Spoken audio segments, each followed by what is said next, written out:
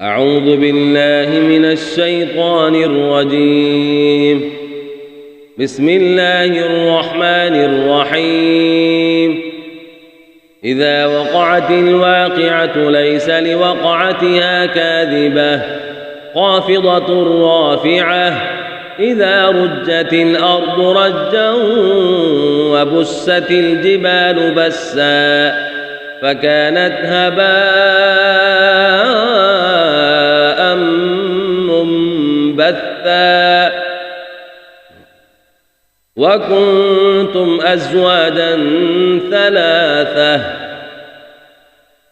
فأصحاب الميمنة ما أصحاب الميمنة وأصحاب المشأمة ما أصحاب المشأمة والسابقون السابقون أولئك المقربون في جنات النعيم ثلة من الأولين وقليل من الآخرين على سرر موضونة متكئين عليها متقابلين يطوف عليهم ولدان مخلدون بأكواب وأباريق وكأس من معين لا يصدعون عنها ولا ينزفون وفاكهة مما يتخيرون ولحم طير مما يشتهون وحور عين كأمثال اللؤلؤ المكنون جزاء بما كانوا يعملون لا يسمعون فيها لغوا ولا تأثيما إلا قيلا سلاما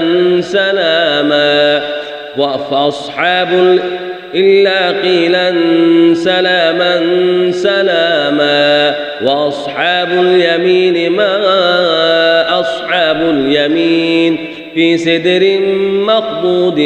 وطلح منضود وظل ممدود وماء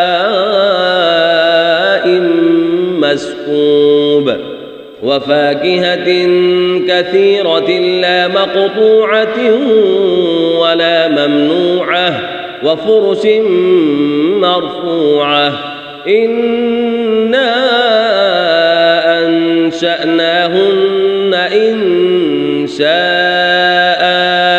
فجعلناهن أبكارا عربا أترابا لأصحاب اليمين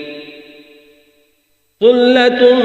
من الأولين وثلة من الآخرين وأصحاب الشمال ما أصحاب الشمال في سموم وحميم وظل من يحموم لا بارد ولا كريم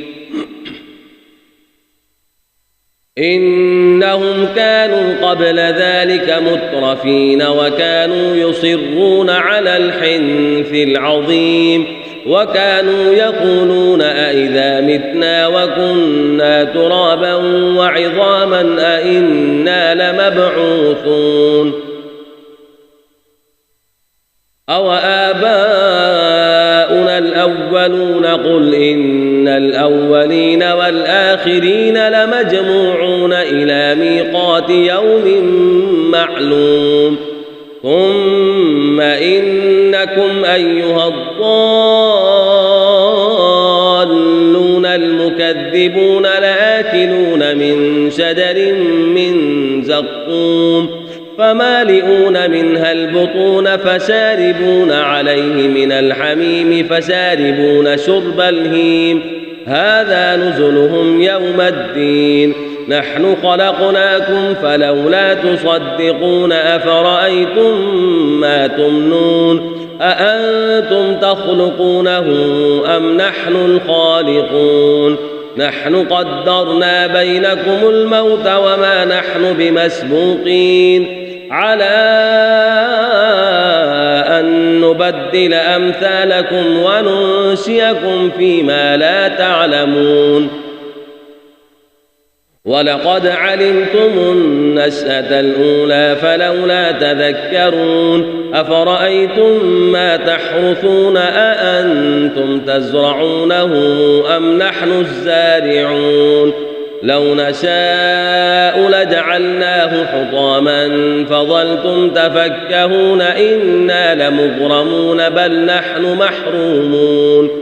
أفرأيتم الماء الذي تشربون أأنتم أنزلتموه من المزن أم نحن المنزلون لو نشاء جعلناه أجاجا فلولا تشكرون أفرأيتم النار التي تورون أأنتم أنشأتم شجرتها أم نحن المنشئون نحن جعلناها تذكرة ومتاعا للمقوين فسبح باسم ربك العظيم فلا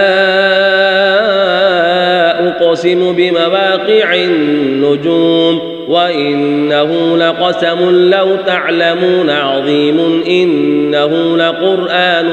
كريم في كتاب مكنون لا يمسه إلا المطهرون تنزيل